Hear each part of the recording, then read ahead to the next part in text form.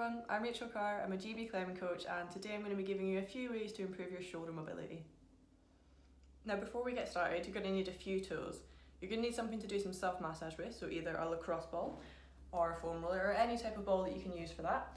You're going to need either a stick, maybe a brush, or I'm going to use a strong Theraband to create a pole type shape. And you're going to need a big wall space like this as well as some floor space. So make sure that you have plenty of room before we get started.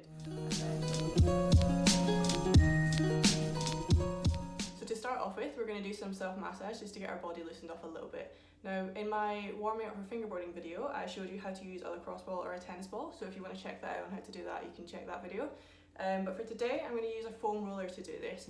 Slightly different way, but does pretty much the same thing, just for the bigger areas. And the areas we're going to focus on is our pecs, our lats, and our upper back to try and loosen off these shoulders and get a bit of space in there. So here's a few ways that you can use it. So when we're doing this, we're really just going to roll around on this thing. I've got a yoga mat on the floor here and I'm going to lean on it, but you can do it on the wall as well. And you're just going to try and get it on those key areas. So like I said, upper back between the shoulder blades, working on this pec area and working on the lat. So I'm going to start with the upper back, and all I'm going to do is lean back on it, try and put as much weight on it as possible carefully. If you've never done this before, then go easy on yourself, and then just roll up and down. Any areas that feel tight, I'm going to hang around for a few seconds and then move on to any other areas.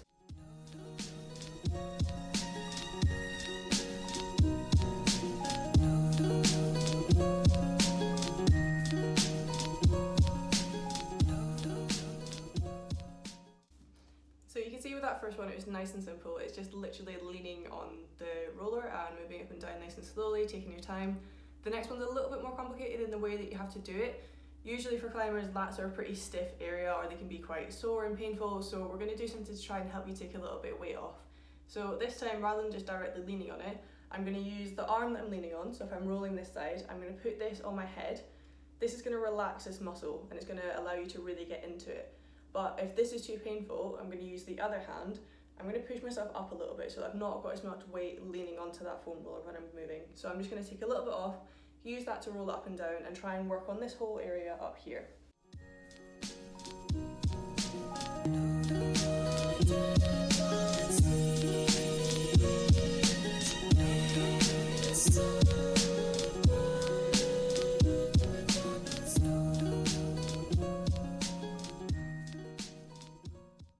Okay, so you can see that one was a little bit more complicated, but again, play around with it and see how you get on. For the final one, we're going to work on our pec. So for this one, I'm going to lie face down, and I'm going to place this foam roller at this sort of angle in my pec here. So it's not going to go straight up and down or straight to the side.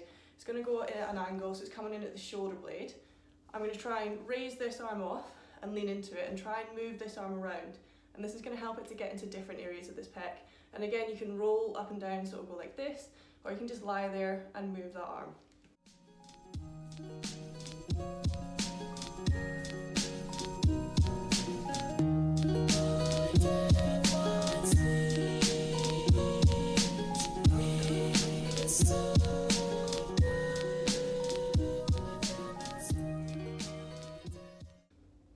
Okay, so you can kind of see there that I was moving it around a little bit, getting into the good areas, and when it felt a bit sore, I just moved the arm a bit to get that muscle moving. And now my shoulders feel a little bit more loose, so I'm going to move on to the next stage. Okay, so now we've loosened off those areas with a bit of that self-massage. We shouldn't be stiff there. We're going to do a little bit of light stretching into it. This should really be done at the end of a session, so if you're going to do this separately, then try and do it towards the end. Try not to start off with these because they are static stretches and you don't want to be doing them at the start of a session. You can do these in any particular order, but to start with, I'm going to look at pecs. I'm going to be showing you a lying down version of this, but you can do this leaning against a wall, in a door frame, anything like that. But there's a few key points that we have to focus on. So when we're doing this, we're going to make sure that we're going to have our arm at 90 degrees. So we're not going to have it too low or too high. We've got to try and have it here so we can get a stretch across this front bit here. I'm going to lie face down. I'm going to push back with this other shoulder, pinch my shoulder blades together and use my weight to pull me over to get that stretch in there. Okay?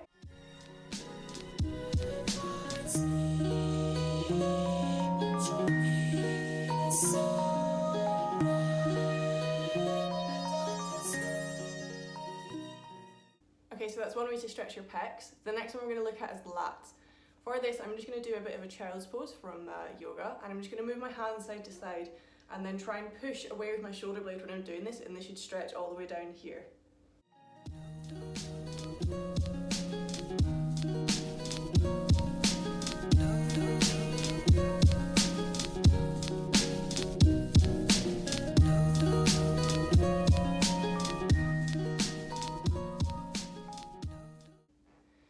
Okay, so you can see with that one, I was really trying to overlap my hands and push into it. I was using the overlap to help me get some tension with those arms and really pushing my hips back into my feet to try and pull into it a little bit more. Okay, the next one we're going to do is a bit of a shoulder split. For this one, I'm going to try and have my hands behind me at shoulder width apart, so not too far apart. I'm going to try and keep my back straight with my core engaged so that I'm not sinking into this at all. And I'm just going to try and get my hips as far away from my hands as possible in a comfortable position.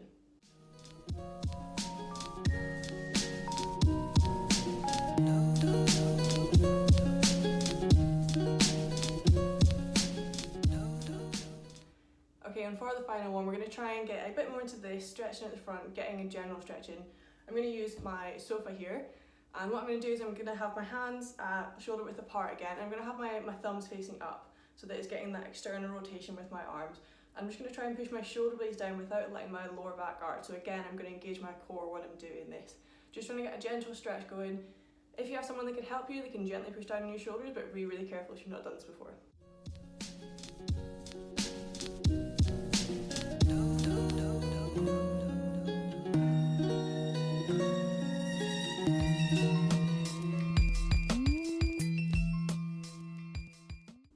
Okay, so that's all of those stretches. Try and work on them for holding them of a minimum of 30 seconds. You can build up to holding them a little bit longer, but don't exceed 90 seconds when you're holding them.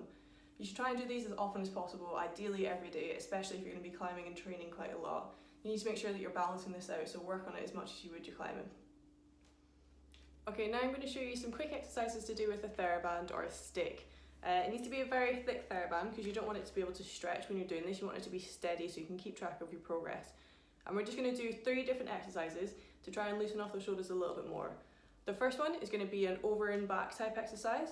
Then we're going to vary it by doing our hands one at a time. And then we're just going to hold our arms up and lean side to side. So I'll show you all of those just now. So the first one, you're just going to hold the band nice and thick, quite wide to start with. And you're just going to put it back and forward over your head. I've shown you this one before in the fingerboarding warm-up, so you can look back at that if you want to check. But main point is just keeping your shoulders down and keeping your core engaged as you're doing it. Try not to bend your arms at all.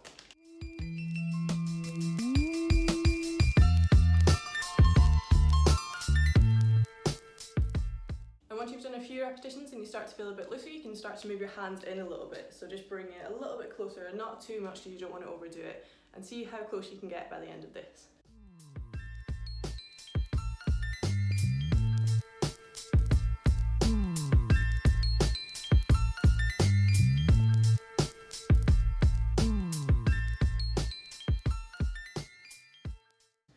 Okay, so to put a bit of a variation on that, you're going to return back to that starting position, so not the narrow position but the wider one. And we're just going to put our arms one at a time over. So we're going to keep one by our side, bring one arm over and back, and then we're going to swap sides.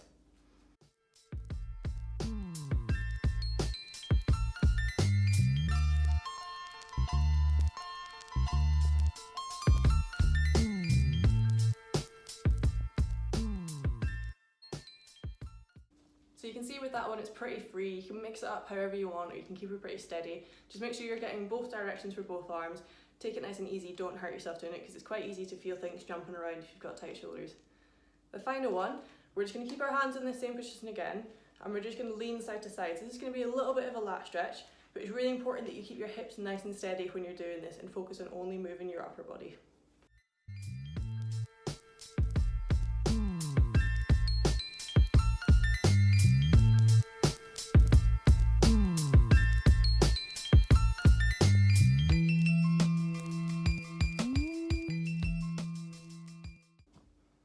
And you can see with that one again, I started to move my hands a little bit closer to make it a little bit harder as I went.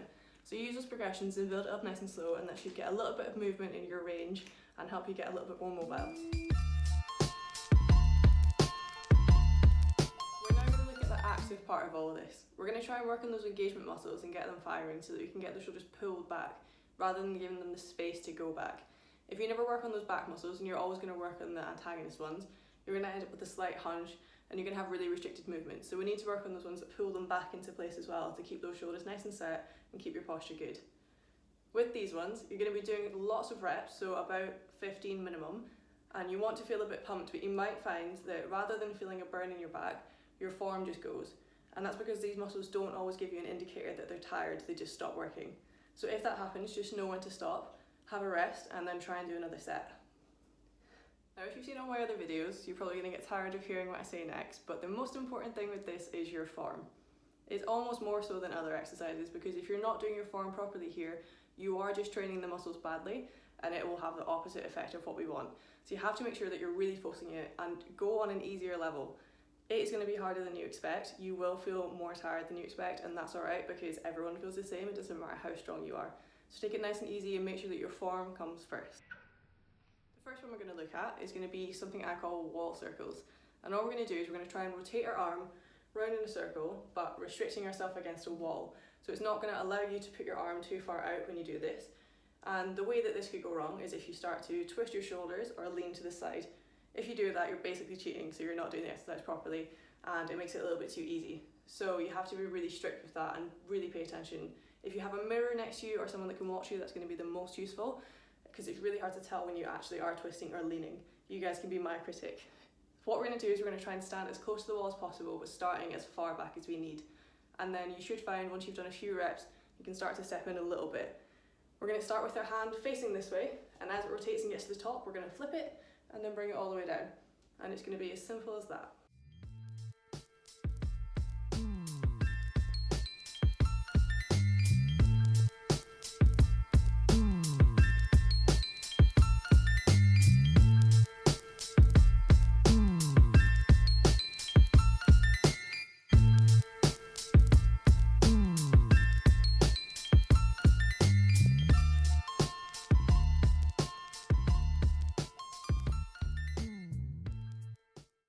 So what you might find is what you saw there. You might find that one arm is better than the other.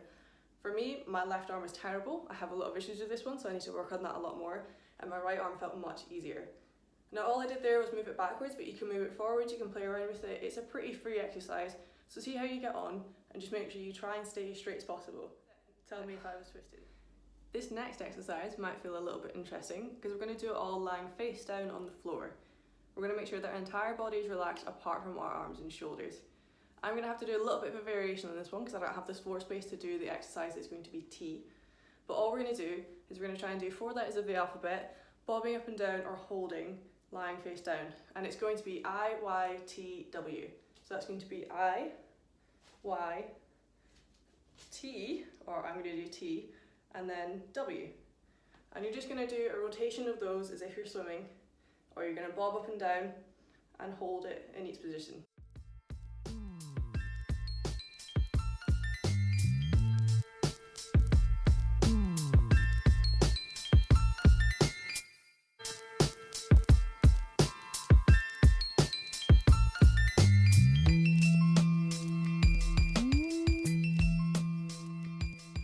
To remember with those is that those engagement muscles should be the only thing that's working.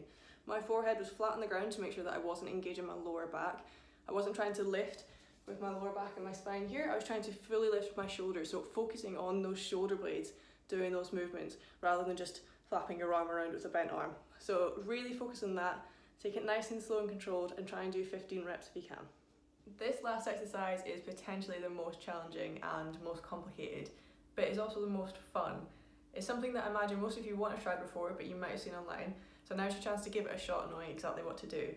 We're basically going to do a wide squat, but we're going to do 2 variations of it. One of them is a bit of a test to see how good you actually are. All we're going to do is we're going to stand initially with our feet wider than hip width apart and holding our hands wider than shoulder width apart. I'm once again going to use this Theraband, so I'm going to double it up again so it's nice and strong so I can't pull on it. And like I said, wider than shoulder width to start with. And all we're going to do is we're going to focus on tucking our core under when we're doing this. So what we want to avoid is this lower back arching, so we want to squeeze that in. So you're going to have a straight back and engage that core a little bit. And you're going to make sure that your shoulder blades stay down as well. So again, they're not going to be creeping up, they're going to be staying nice and straight down, and they're going to be engaged. And all we're going to try and do is try and go all the way down in a squat and back up again, without leaning too far forwards with my upper half. So I'll show you it facing forwards first. One thing to focus on is pushing your knees out to the side, so we're not going to let them cave in. So I'll show you a bad example and then a good one.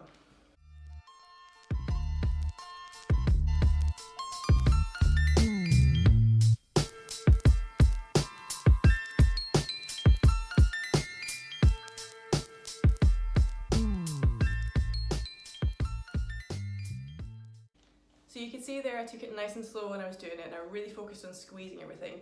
If you go too fast, your form's going to fail and you might even fall over. So take it nice and easy, make sure you've got your feet and knees positioned properly, and squeeze everything as you go. So once you've had a few goes at that, you should start to feel it working a little bit. You might not feel it in the same places as other people because it works very different areas for everyone. It's really what you're strong or weak at, but don't feel like you're doing it wrong if you can't feel it in the same place as someone. I personally feel it a lot more in my shoulders, but have to squeeze my glutes properly to make it work. So it's really up to you. If you feel like you're quite good at it now, you can put a bit of a challenge into it. You can never really tell how far your hands are leaning forwards when you're doing this unless you film yourself, or if you use a wall.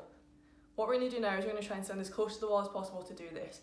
If you want to make it harder, you can put your knees and feet closer together as well as your hands. So I'm going to start with my hands and feet nice and wide, and then I'm going to try and get as close to the wall as possible. If I get quite close, I'm then going to take a step back again and make things narrower and try and do it again. The hardest thing about this is trying not to let your hands just slide down the wall. They can have a bit of contact, but it can only be light. You can't be pressing on it at all.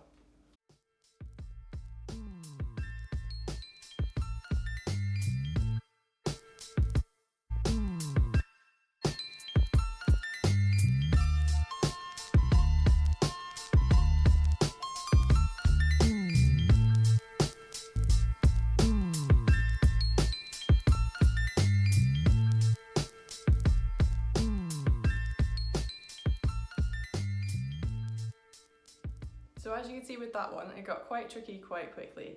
When I was doing the wider stands with wider arms, it was fairly easy for me and I could get quite close to the wall because I was able to engage using my glutes and my thighs to control the movement upwards. I had a better mobility with my arms because it wasn't in that narrow position, so getting close to the wall wasn't as much of an issue. However, when I put my feet narrower and put my arms narrower, the engagement muscles in my back did not work as well, and my legs certainly didn't do the trick. So for me, that was a lot harder, but you might find it's a little bit different for you. So have a shot at both versions, build up to it without the wall first, and then have a go at the wall. Just make sure that you don't fall over. Well, that's all the exercises I have for you today. Hopefully you've got a nice bit of variety in there, going from nice easy stretches all the way up to those nice challenging exercises at the end. To make sure that you've got a full understanding of what you should be doing, I want you to try and pick up on any form failures that I had. If you feel like I did anything wrong or missed any reps in that, then put them in the comments below to tell me what I did. After all, I'm not perfect, so I've definitely made some mistakes. If you've enjoyed this video and want to see more of our content, check out Team BMC on YouTube for more informational videos on fingerboarding, pull strength and other home workouts. If you have any questions on this, pop them in the comments below and I'll try my best to get back to you. Thanks for watching and I'll see you next time.